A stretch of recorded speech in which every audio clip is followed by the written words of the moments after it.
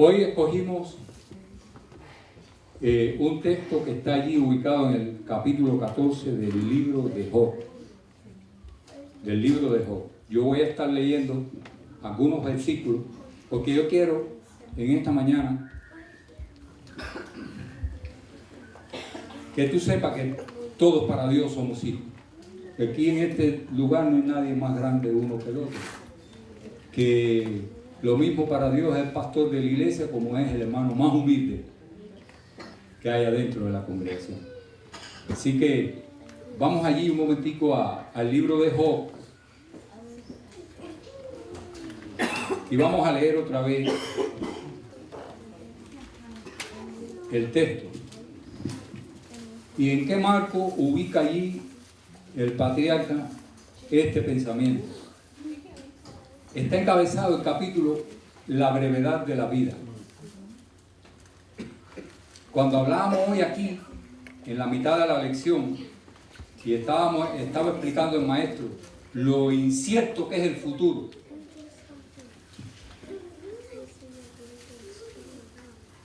Entonces nosotros pudiéramos reflexionar en esta mañana que tenemos que tener arregladas nuestras cuentas con Dios.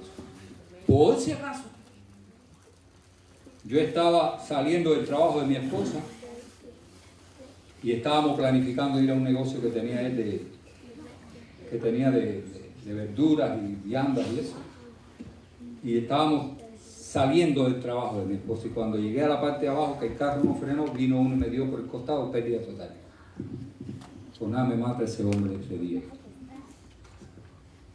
Desbarató el carro, todas las bolsas reventaron. Acababa yo de llegar al trabajo, mi esposa estaba parado, estaba saliendo, no estaba caminando, me dio por el costado del carro y me desbarató el carro. Y lo más lindo, que podía haber perdido la vida, pero no era quien.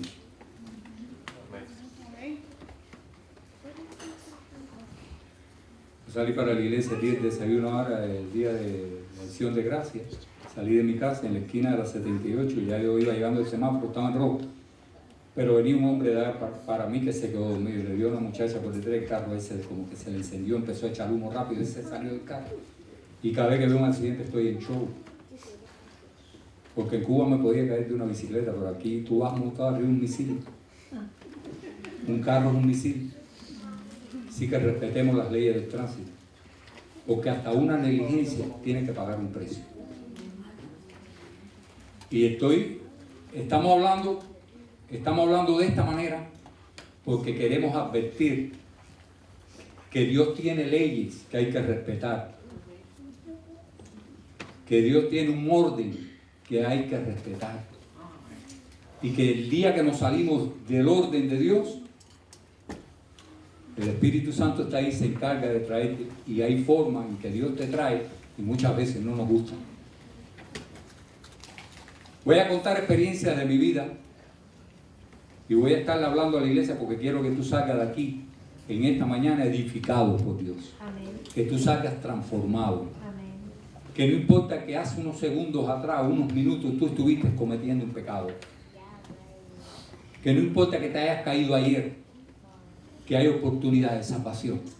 Siempre y cuando tú reconozcas que tienes un Salvador en los cielos, que te ama, que entregó la vida por ti y que tú vales mucho porque Él dejó su gloria, Él dejó su comunión con su Padre y vino aquí a esta tierra y lo hizo por amor a ti y por amor a ti.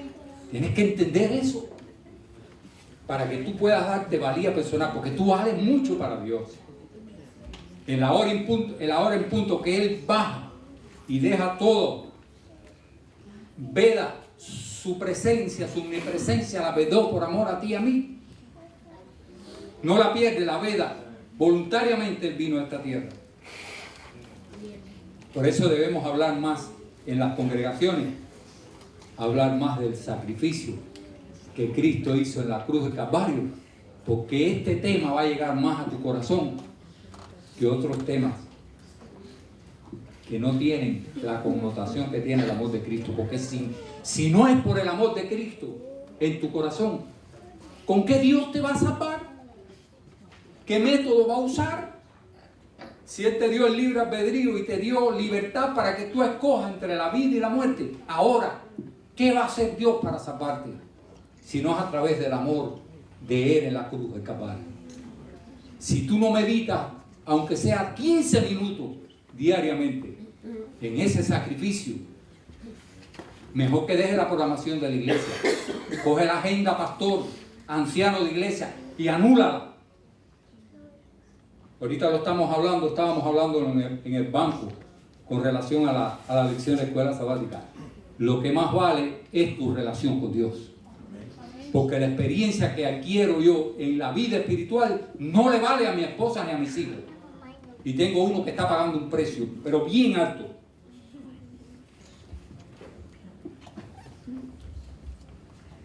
Los dos hijos de nosotros uno está en Denver, Colorado, y el otro está aquí con nosotros. Esos muchachos los cogí yo cuando ellos tenían 4 años uno y el otro 5 años. Por amor a su madre, me eché el peso de los muchachos encima, un hombre joven de 24 años, y hice de papá. Y en Cuba había, para los cubanos que estamos aquí, no sé si habrá otros cubanos, yo sé que ella es cubana, pero yo tenía que comprar un cinto allá y le compraba uno a él y le compraba el otro a él. Y tú vas a la bodega, le dicen bodega allá, y vas con una cartilla de abastecimiento donde te dicen y te programan lo que te vas a comer. Ojalá esto salga por la televisión para afuera, para que lo vean la gente. Y te programan lo que te vas a comer. Y por la mañana tú vas por la mañana a una panadería, que él trabajó en una panadería, y te dan 1 libra de pan, que a veces no es la libra. Es un pan inflado ahí que yo no creo que eso pese 1 libra. Porque 1 libra de pan en mi estómago creo que no sé, como lo hubiera sentido. Porque tú te comías que te quedaba en blanco. Como si no hubiera comido nada más. Y nosotros que estamos un poquito gordos, que necesitamos.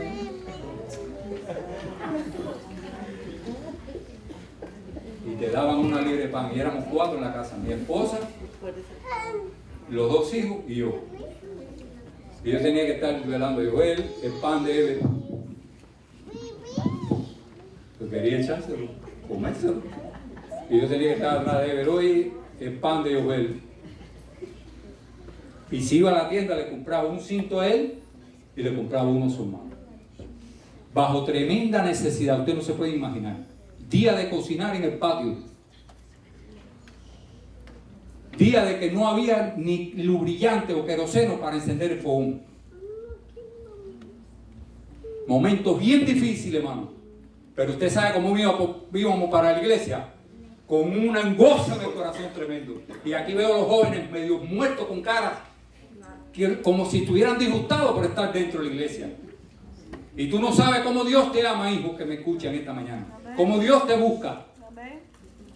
Y íbamos a la iglesia y yo vivía a unos 35 kilómetros de la ciudad de Matanzas y yo atendía una brigada y estuve trabajando en el ferrocarril y yo salía corriendo de ahí gozoso para mi casa, para virar para atrás, echarme los 2 niños encima, ella y yo, y íbamos para la iglesia para adorar a Dios y salíamos los miércoles cantando de la iglesia. Hoy día la gente, si no tienen aire acondicionado, no camina. Esta nación, para que ustedes me escuchen bien, hermano, si esta nación depende del petróleo, y yo he visto gente aquí que si le falta la gasolina, el petróleo se muere. Pero a nosotros Dios nos preparó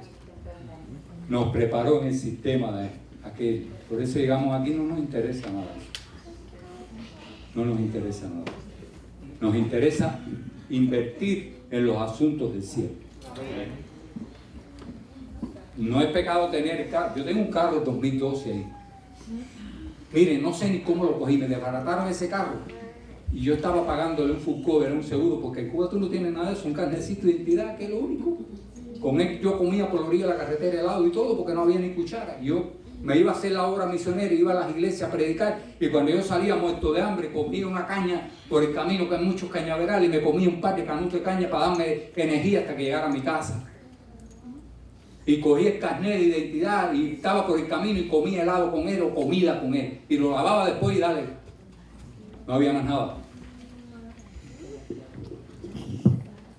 Y aquí somos tan delicados para ir a adorar a Dios. Las iglesias los miércoles vacías, más. Qué triste condición, más. Y tú piensas que con el buchito que tú le das a Dios vas a ir al cielo, ¿sí? ¿Tú crees que con la horita que tú le das el miércoles vas a ir al cielo? Así. No, mijo, no. Y yo tengo que decírtelo en esta mañana aquí. Porque si no te lo digo, te pierdes. Y cuando nos veamos en el cielo, tú me vas a decir, gloria a Dios. Y me vas a parotear el hombre y me vas a decir, por ti estoy yo aquí. Pero cuando tú me digas, por ti estoy yo aquí, yo me voy a dar un grito de júbilo y alabanza que se va a oír en el universo completo. Porque lo más valioso para Dios es el corazón tuyo en esta mañana, que se lo entrega a Jesucristo sin reserva, que te vendas al Espíritu Santo. Estamos llegando al final. Ni los mismos predicadores que estamos predicando hoy día a las iglesias tenemos en mente de lo que va a pasar y lo que está delante de nosotros. Lo que viene es terrible, hermano. Por eso Dios, cuando probó a aquella gente en el río allí, le dijo a Gedeón, no, tú no vas con toda esa gente, la gloria es mía. No, tú no vas. Yo sé hacer cosas con nadie, sin nadie. Yo sé hacer cosas tremendas. Te vas con 300 hombres. Y cuando llegaron allí al río, parecían perros lamiendo el agua. Le dijo, los que se la tiren y sigan corriendo. Se tiran un poquito de agua, tomen un poquito y sigan. Esos son los que se van contigo. Y así está la historia ahí. Porque hoy, si no tenemos conciencia de lo que estamos viviendo, de la época en que estamos viviendo, de cómo han subido los números tan velozmente, hermanos, que Dios nos acompañe y que Dios tenga misericordia de la iglesia, hermano. Que Dios tenga misericordia de la iglesia. El libro de Job, la brevedad de la vida. El hombre nacido de mujer, corto de día, hastiado de molestia, brota como una flor y se marchita, huye como la sombra. Yo me veía el otro día en el espejo y decía, Dios mío, cómo se ha ido los años. Y dice el versículo 3, y sobre él abre tus ojos, cuando ya te fuiste, que ya pereciste, que te fuiste de arriba de la tierra, que ya te moriste, no hay más nada hasta el día del juicio. Pero dice Job aquí, y sobre él abre tus ojos y lo traes a juicio. Dios ordena al hombre que una vez nada más muera y después que Hebreos 9:27 por ahí está. Y ya cuando está delante, ahora estamos delante de Dios en el pleno juicio, dice el versículo 4, ¿quién sacará algo limpio del impuro? Ahora que estamos delante de Dios, ya estamos en el juicio. ¿Qué vas a ofrecer por tu salvación? ¿Que predicaste un ratico allí delante de la iglesia? ¿Que hiciste un buen programa de culto de jóvenes o de escuela sabática? ¿Qué vas a ofrecer? Dice la palabra de Dios. ¿Quién sacará algo limpio del impuro? Nadie. Salmo 14. Quiero que usted en su hoja ahí, en el Salmo 14, el libro que le sigue a Job. 14, versículo entonces 3. Vamos a empezar en el 2. Desde el cielo el Señor miró a los hombres para ver si había alguno sensato que buscara a Dios. Ahora el versículo 3 dice, todos se desviaron, se corrompieron, no hay quien haga el bien, no hay ni siquiera uno. No hay ni siquiera uno. Pero ahí mismo nos lleva Romanos 3:10. Voy a estar leyéndoles rápido, hermano. Romanos 3:10 al 12 dice la palabra de Dios. Pues escrito está, no hay justo ni aún uno. No hay quien entienda, no hay quien busque a Dios. Todos se desviaron, se echaron a perder. No hay quien haga lo bueno, no hay, dice, vuelve y lo dice, no hay ni siquiera uno. Mi pregunta en esta mañana es, ¿quién no está incluido en esta lista? El que nació aquí en la iglesia, que los padres eran cristianos. Yo nací en la iglesia. Bueno, nací en un hospital, pero cuando yo nací, ya mi madre y mis abuelos eran adventistas. Ojalá hubiera nacido en la iglesia y mi madre, el chiquitico, me hubiera tirado para allá para el pelo. Me crié con un padrastro, un hombre ejemplar, Yo creo que he pagado el precio. Yo estoy criando los hijos que no son míos. Y a mí me crió un hombre súper bueno. Súper. Ellos le dicen papi. El padre de nosotros me crió. Hace 50 años que está con mi madre.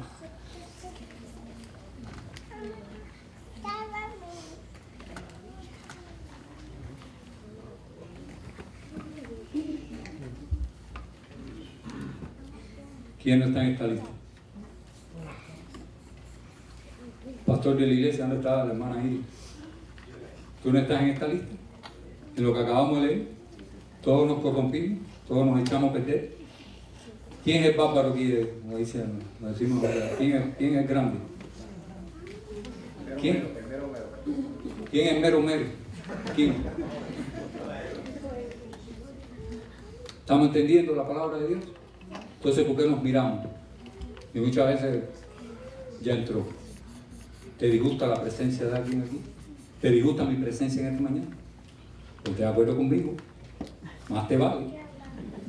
Porque tenemos que entrar al cielo juntos. ¿Me están comprendiendo, no? Yo no estoy predicando otra teología que la que está en la Biblia. No podemos predicar otra cosa. Vamos al libro de Isaías, capítulo 1, versículo 5, para seguirle diciendo que la lista es bien grande. Pero para que tú veas que cuando tú te vayas a sobreestimar, no lo hagas por encima de ningún hermano de los que están aquí en la iglesia. Piensa que tú eres podrida llaga, que estás enfermo de la planta del pie hasta la coronilla. Yo le voy a decir, cuando el hermano estaba hablando hoy aquí, yo le levanté la mano y no se dio cuenta, porque iba a decir un pedazo de una canción de José Feliciano. Y yo voy a decirlo. Dice, versículo 5, capítulo 1, versículo 5, ¿por qué habéis de ser castigados aún? ¿Todavía os rebelaréis? ¿Todavía estarás en rebeldía? Toda cabeza está enferma y todo corazón doliente. Mi corazón está enfermo y tiene que estar enfermo hasta el día glorioso de la venida de Cristo. Y cuando el apóstol Pablo decía, miserable hombre de mí, tenía una lucha interna tremenda. No era el pus purulento que tenía en el ojo. No. A Pablo lo mordió hasta una serpiente. Era un hombre que le dieron latigazo, lo hicieron sangrar, lo apedrearon, estuvo en náufrago, mil vicisitudes. Pablo no se quejaba por eso. ¿Usted sabe por qué Pablo se quejaba? Estudiemos la Biblia para que vean. Se quejaba por el monstruo que tenía dentro, porque quería hacer lo bueno y no podía hacerlo. Entonces, ¿dónde está la grandeza? ¿Me están entendiendo, hermano? ¿Quién es más grande aquí? Entre nosotros, ¿quién es grande? No, querido. Todos para Dios somos hijos. Todos para Dios somos iguales. ¿Y por qué tanto disgusto muchas veces hasta en una iglesia pequeña? Acuérdate que cuando tú pones tus talentos y tus dones al servicio de este evangelio, lo estás poniendo a los pies del maestro y le estás diciendo, quiero invertir en tu viña, quiero ponerte lo que tú me diste para entregártelo cuando venga con los intereses. ¿Comprendemos, hermano, eso? Yo no quiero que me vaya de aquí y ustedes no hayan entendido. Yo quiero que ustedes comprendan la sencillez del evangelio, que Dios es grande, Dios es poderoso, que Dios te ama, pero que tenemos que ponernos de acuerdo. Entre tanto estamos en camino. Y que bajemos y le demos la gloria y la honra a Dios. Y muchas veces nos elevamos y ofendemos y maltratamos al que está alrededor nuestro, pero somos podrida llaga. Isaías 64. Isaías 64.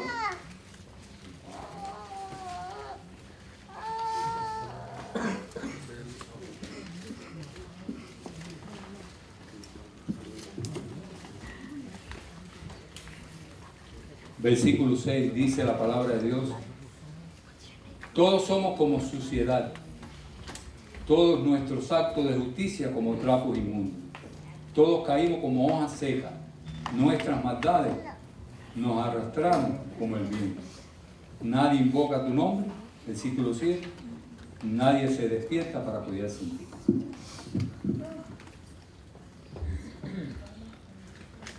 ¿Entendemos la palabra de Dios, hermano, que nos está hablando? Todos somos como que... A mí no me gusta hablar estos textos, son crudos, hermano. Estos textos de la palabra de Dios son fuertes. Porque por este cuerpo manchado por el pecado vino Cristo a morir a este mundo. Amén.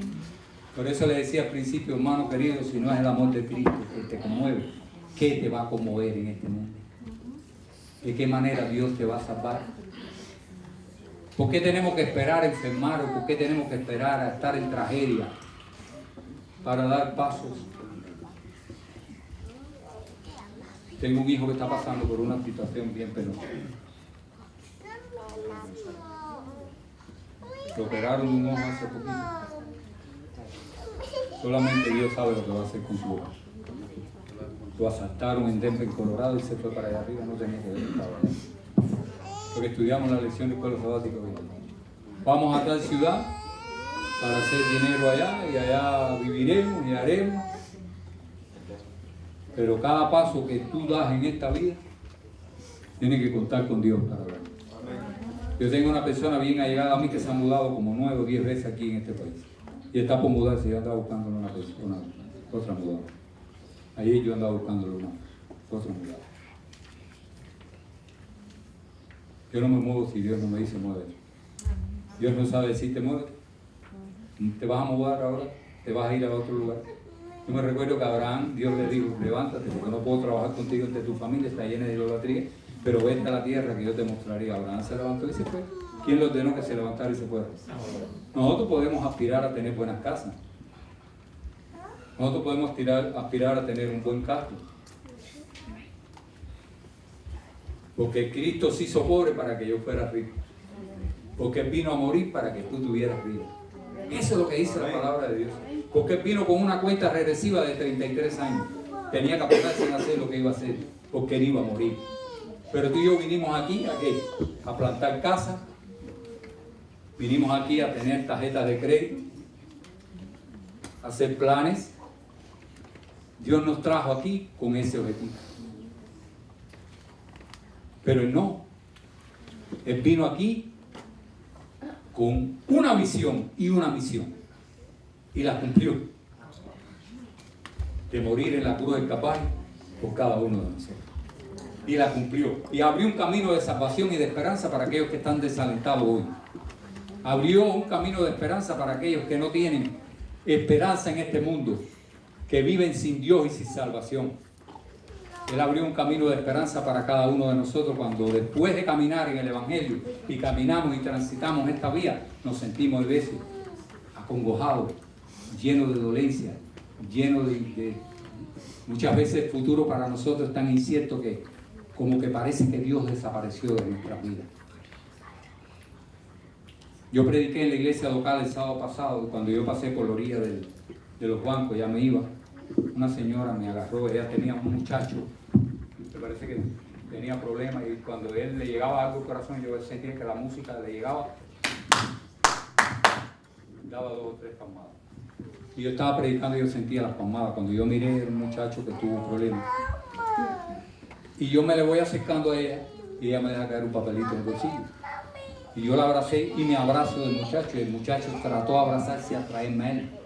Y yo lo abracé allí, lo tuve entre los brazos míos. Y cuando salí, porque estaba aguantando las personas que venían detrás de mí, Raúl me dijo, párate en la puerta para que salude ahí. Cuando ella salió, ella me dijo, mira, lo que te eché en el bolsillo es el teléfono mío, llámame que quiero conversar. Y el sábado yo regresé a una reunión de nombramiento que estábamos, y yo tenía que llegar a Tampa para la reunión que estábamos sacando los nuevos líderes de este año. Y el domingo por la mañana yo la llamé. Ella es de Puerto Rico. Me dijo, mi hijo, yo tengo casi 80 años. Mi hijo, cuando lo fui a parir, salió con una circular al cuello con la tripa del ombligo. Y se ahogó allá adentro. Era un muchacho normal, venía bien. Y he vivido 51 años con mi hijo. Así como tú lo ves, no se lo he entregado a nadie. pero ya no puedo más. Yo te llamé para que tú oraras conmigo para que Dios mande el descanso. Yo soy cristiana y te está pidiendo esto una madre que no quiero el día de mañana morir yo y saber que mi hijo en manos de quién va a quedar. Yo quiero verlo, que lo sepulten en Cristo, porque yo sé que cuando Él venga, me lo va a dar en gloria. Amén. Hermano, duro testimonio. Y yo estoy unida a Él. Me encontré un parapléjico en la silla sentado de atrás cuando entré. Y llegué y le di mi mano y lo saludé. Me dice, hace más de 10 años que estoy parapléjico en esta silla. Tuve un accidente y mis pies están muertos. Estuve un año tendido en la cama, mirando para arriba. Hermano, si tú estás comiendo, si tú tienes una salud relativamente buena, si tú tienes un techo donde guarecerte de este frío que está haciendo, si tú has recibido de Dios un carro y lo usas para tu trabajo y traer la parte económica a tu casa, dale gracias a Dios por eso, hermano. ¿Cuánta gente está parapléjico, pero tú estás bien hoy aquí? ¿Y por qué se hace tan difícil muchas veces que tú quieras venir a la iglesia? Tenemos que estar agradecidos a Dios, hermano. Porque eres bueno y para siempre es su misericordia. Yo venía esta mañana cantando un canto en mi carro por todo el I4 y venía ahí cantando y yo decía, Señor, hace 10 años yo estaba en una bicicleta forever para siempre. Porque los chinos le ponen a la bicicleta en el caballo, en inglés le ponen bicicleta para siempre. Y yo dije, ¿para siempre bicicleta? Y yo limpiaba esa bicicleta los viernes por la tarde, le echaba petróleo y le ponía un fondo de inversión para que no se me ponchara, porque las calles de Cuba están llenas de tornillos y llenas de vidrio, la gente tira, no hay visión y las calles están llenas de huecos. Y yo decía, Señor, que no se me rompa mi bicicletita para ir a la iglesia. Y a veces pasaba 3, 4 meses y no se ponchaba. Y yo decía, Señor, gloria a Dios. Y yo esperaba con un ansia que llegara el viernes. Cuando yo llegué aquí, un hermano que dirigía la iglesia del norte, allá en Norte Tampa, yo llegué con un fuego de la música y obra misionera, teníamos foco de luz, aquello era tremendo. Yo dirigía 62 iglesias en el ámbito interdenominacional. Yo trabajaba en un ministerio y atendía muchas iglesias allá, llevando un programa que se llama Tu Historia Preferida para Niños. Podía haber estudiado, podía haberme incorporado un curso dirigido, haber sido pastor de la iglesia adventista, pero me gusta trabajar con los niños, porque los grandes son un poco incómodos. Y para incómodo yo. Y qué paciencia hay que tener con la iglesia. Qué paciencia. Y yo trabajaba allá en Cuba con ese ministerio y entonces esa bicicleta yo la amaba. La amaba, hermano, porque era mi transporte. Yo montaba a mi esposa y me parecía que andaba un doble por ahí para abajo, por esas lomas. Tenía buenos frenos, porque yo vivía en una loma tremenda, grandísima. Y yo bajaba con ella, por ahí yo decía, oye, estoy en el carro del último modelo. Y ahora me veía en mi carro por el I4 y decía, gloria a Dios, Señor. ¿Cómo tú sabes hacer cosas grandes que tú sí? Qué lindo que nosotros pudiéramos compartir aquí los miércoles los grandes logros de la vida espiritual, lo que Dios ha hecho contigo. ¿Por qué cuando los hermanos no vienen, nosotros no cogemos ese teléfono que con nada más que con... No, hay veces que nos pesa llamar al hermano. ¿No te ha pasado eso a ti? ¿No te ha pasado? Hay veces que... Y si mira en la pantalla y dice, no te puedo atender ahora. Yo conozco un pastor que también ha llegado aquí, que había un señor que era anciano de la iglesia allá y él lo llamaba y no le cogía el teléfono. No le cogí el teléfono. Y entonces dijo, ¿qué va? Yo me tengo que quitar esto de aquí. Él era el pastor de la iglesia, pero el anciano no le cogía el teléfono. Y un día el anciano lo llamó y él no le cogió el teléfono. Y el anciano parece que se calentó y vino y le estaba diciendo, tú no me cogiste el teléfono. Y yo, mira, yo te tengo aquí una pila de llamadas, unas cuantas llamadas que yo te he hecho y tú no me lo coges. Tú no me lo coges y no te lo cojo más. Porque yo no tengo que hacer a ti contigo rococó, ni te estás pidiendo un apoyo para hablar contigo, ni te voy a dar... No. Yo te llamo por una urgencia a la iglesia. Si tú no me coges el teléfono, yo no te lo cojo más. Esa historia me la estaba contando el pastor. Eso pasa. Eso pasa. Y tan sencillo que es coger el teléfono y decir, ¿cómo estás, hermano? ¿Qué te pasó? No te vimos en la iglesia hoy. Si te pesa coger el teléfono, ¿qué te pesará coger carro para salir, buscarlo?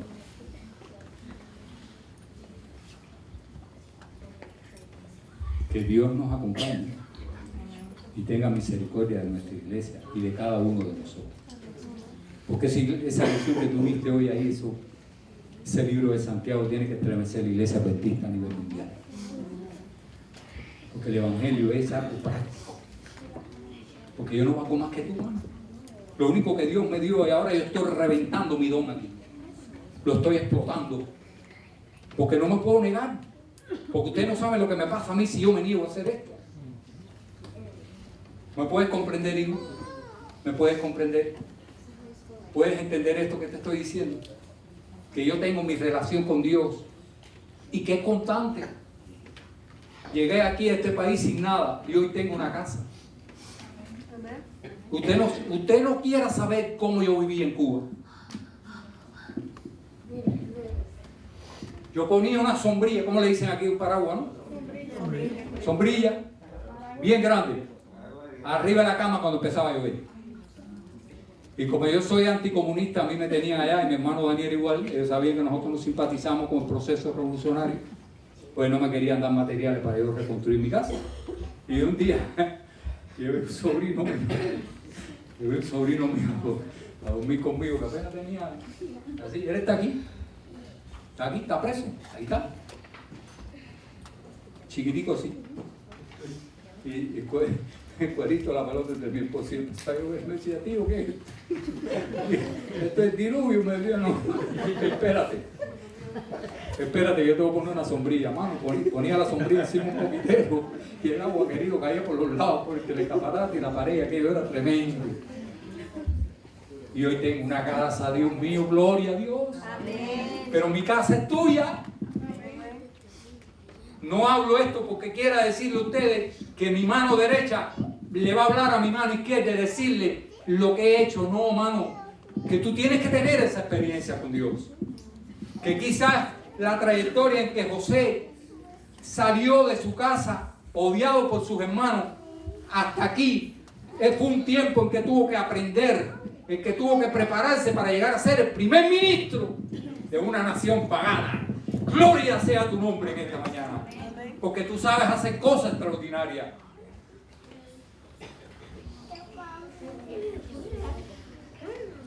Que Dios bendiga a la iglesia aquí de Leila.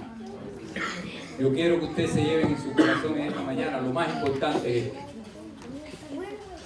que tú te lleves en tu corazón esto: que tienes un Padre que te ama. Te sientes como derrotado en esta mañana. No, mano, no tienes por qué sentirte así. Tienes un Dios que te ama, que quiere lo mejor para ti, que quiere que cuando tú vengas a la iglesia te gusten los pastos que aquí adentro se le ponen a la mesa a la gente, a las personas, a los demás. Porque si no te gusta el pasto de aquí, mucho menos te va a gustar el pasto del cielo. ¿Me están comprendiendo? Yo me paraba, cuando yo regresé a la iglesia, a los 6 meses me hicieron director de obra laica. Y yo decía, Señor, estoy atrasado, te he fallado, yo era epiléptico. Yo era un niñito de 12 años, yo tengo ahí en el carro está el peritaje médico mío. Yo lo iba a poner aquí, lo dije en Ocala la semana pasada y lo dije en el Palmetto. Y me dijo el Señor, saca, que es hora de sacar ese peritaje médico. Está viejito, mi mamá lo pegaba. Yo tenía 12 años, 12 añitos, cualquier niño, así como ella, así. Y me caía en el piso los ataques epilépticos que me daban. La boca se me engarrotaba, la lengua. Y me ponían aquí una inyección en La Habana todos los meses. Cuando me ponían la inyección, ya los médicos esperaban porque me daba una reacción tan grande y caía al piso. Entonces yo me levantaba y me llevaban a una camilla. Y si no me dejaban acostar en la camilla, me ponían eso y ya yo me quedaba dormido porque la inyección me mataba. Una inyección constante y no se sabía. Un neurólogo era el que me ponía eso. Yo tomaba fenobarbital, convulsin de 100 para las convulsiones, Nerobol, todos esos medicamentos fuertes para convulsionar. Y un día un tío mío, hermano de mi madre, llegó y le dijo, ¿tú quieres que Otoniel se te cure? Yo te lo voy a llevar a un espiritista, un hombre que es amigo. Y mi madre le dijo, si consiste en que tú vas a llevar a Otoniel a un espiritista, prefiero que se muera.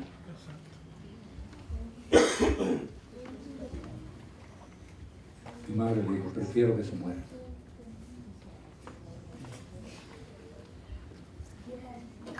Y ella me recogió, ya no podía más, y me llevó a la casa de un pastor que hoy descansa en el Señor,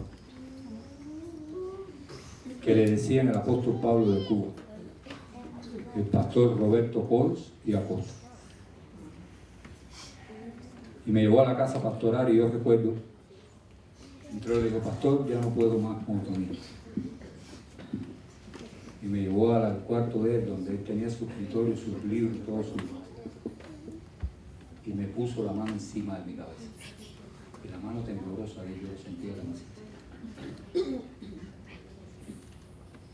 Y le dijo estas palabras al Señor. Señor, ¿me escucha? ¿Me escuchas? Si tú no tienes poder para sanar a Otoniel, una semana te doy. Entrego las credenciales de la Unión Cubana y dejo de ser pastor de la iglesia perdida. Hace 45 años. Ay, gloria a Dios. Amén. ¿Y quién puede decir aquí que yo tenía un foco epiléptico?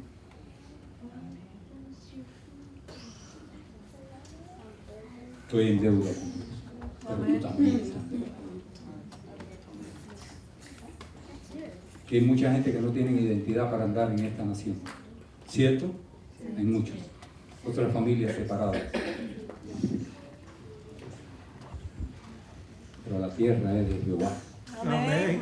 No es del hombre. Amén. Algún día ellos van a pagar por lo que hacen. No te desesperes. Sigue luchando por tu salvación y por la salvación de tus hijos. Amén. Ellos van a tener que pagar por lo que han hecho, por las divisiones que han hecho. Y pronto van a venir los juicios de Dios. Yo quiero leerte 3 citas más. 3 citas más. Traje una cita de Elena White. Ya son las 2:30.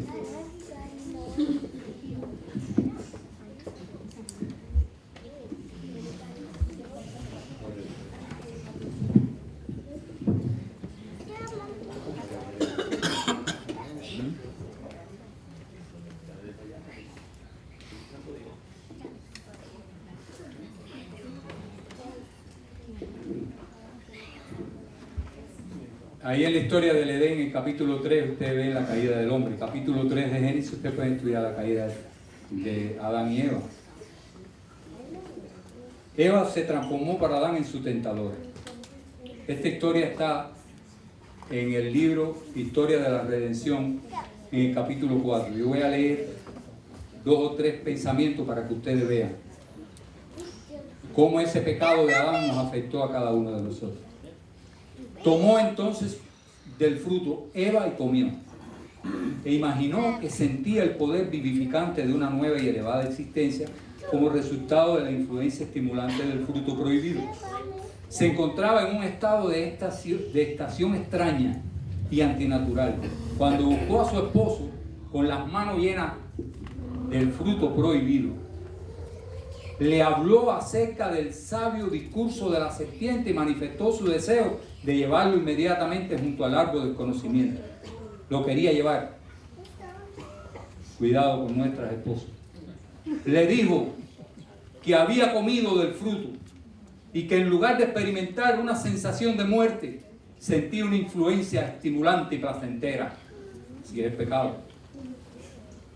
Tan pronto como Eva desobedeció, se transformó en un medio poderoso para ocasionar la caída de su esposo. Vi que la tristeza se insinuaba en el rostro de Adán. Parecía temeroso y atónito. Al parecer había una lucha en su mente.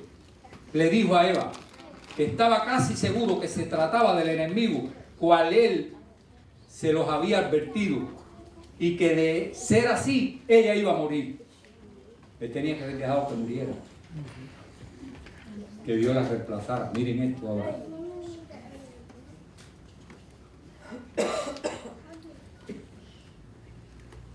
La mujer le aseguró que no sentía efectos dañinos, sino una influencia placentera. e insistió en que él comiera. Adán comprendió perfectamente que su compañera había transgredido la única prohibición que se les había hecho como prueba de su fidelidad y de amor. Eva argumentó que la serpiente había dicho que no moriría y sus palabras debían ser verdaderas, porque no sentía señales de desagrado de Dios, sino una influencia placentera, como la que experimentaban los ángeles según ella lo imaginaba. Adán lamentó que Eva se hubiera apartado de su lado, pero ya todo estaba hecho. Debía separarse de aquella cuya compañía tanto amaba. ¿Cómo podía permitirlo? Su amor por Eva era intenso y totalmente desanimado resolvió compartir su propia suerte. Razonaba que Eva era parte de sí misma y si ella debía morir, moriría con ella, porque no podía soportar el pensamiento de separarse de ella. Le faltaba fe en su misericordioso y benevolente Creador. No se le ocurrió que Dios, que lo había creado del polvo de la tierra para hacer de él un ser viviente y hermoso, y había creado a Eva para que fuera su compañera, la podía reemplazar. Después de todo, ¿no podrían acaso ser correctas las palabras de esa sabia serpiente? Allí estaba Eva ante él, tan encantadora y tan hermosa, cuidado, y aparentemente tan inocente como antes de desobedecer. Manifestaba mayor amor por él que antes de su desobediencia, como consecuencia del fruto que había comido. No vio en ella señales de muerte. Eva le había hablado de la feliz influencia del fruto, de su ardiente amor por él. Decidió afrontar las consecuencias. Tomó el fruto y lo comió rápidamente. Y al igual que Eva, no sintió inmediatamente sus efectos perjudiciales. La mujer creía que era capaz de discernir el bien y el mal. La lisonjera esperanza de alcanzar un nivel más elevado de conocimiento la había inducido a pensar que la serpiente era su amiga especial, que tenía gran interés en su bienestar. Si hubiera buscado a su esposo y ambos hubieran transmitido a su hacedor las palabras de la serpiente, habrían sido librados al instante de esa ártera tentación. El Señor no quería que averiguaran nada acerca del árbol del fruto del conocimiento, porque en ese caso se verían expuestos a la astucia de Satanás. Sabía que estarían perfectamente seguros si no tocaban ese fruto. Dios instruyó a nuestros primeros padres, con esta nota terminamos. Dios instruyó a nuestros primeros padres con respecto al árbol del conocimiento. Y ellos estaban plenamente informados acerca de la caída de Satanás y del peligro de escuchar sus sugerencias. No les quitó la facultad de comer el fruto prohibido. No se la quitó. Eso se llama libertad, hermano. De comer el fruto prohibido.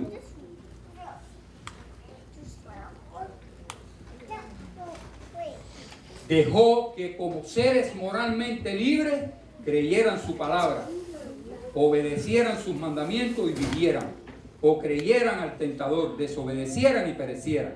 Ambos comieron y la gran sabiduría que obtuvieron fue el conocimiento del pecado y un sentimiento de culpa. El manto de luz que los envolvía pronto desapareció y presas del sentimiento de culpa y de haber perdido la protección divina, un temblor se apoderó de ellos y trataron de cubrir sus cuerpos desnudos.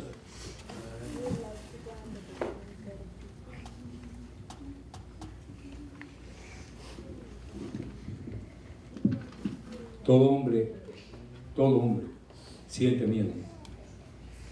Todos. A partir de ahí se apoderó un temor de ellos cuando se vieron que desnudos. Y a partir de ahí empezamos a acudirle a Dios y a escondernos de Dios. Nos escondemos de Dios. Huimos de Él. Él quiere hacerte bien y tú mismo huyes. Te hace daño, te hieres, buscando tus propios caminos. Y Dios quiere darte un futuro lleno de bendiciones. Amén. Esta mañana que Dios te bendiga, que Dios te guarde. Quiero leer en Primera de Juan. Quiero leer Primera de Juan para terminar.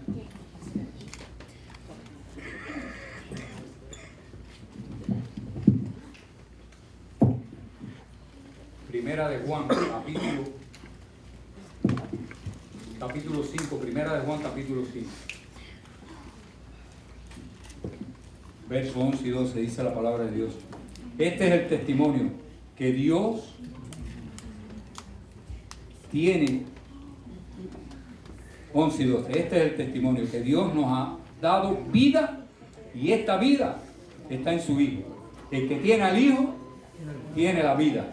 El que no tiene al Hijo de Dios no tiene la vida. Nada más tratamos de sobrevivir. Tenemos aliento de vida, pero si no tienes a Cristo, estás muriendo lentamente. Lentamente. Respiras y caminas y vas a trabajar y haces tus actividades, pero si no tienes a Dios en el corazón, al Hijo de Dios, no tienes la vida. Tener a Cristo, el resultado es la vida eterna, la alegría, el gozo, la satisfacción, que a pesar de que vivamos en una tierra complicada, en un mundo degenerado y un mundo caído, tenemos la esperanza de la vida eterna. Si morimos aquí, reinaremos allá. Amén. Que Dios te bendiga en esta mañana, hermano. Dios te guarde, y creo que vamos a confraternizar juntos.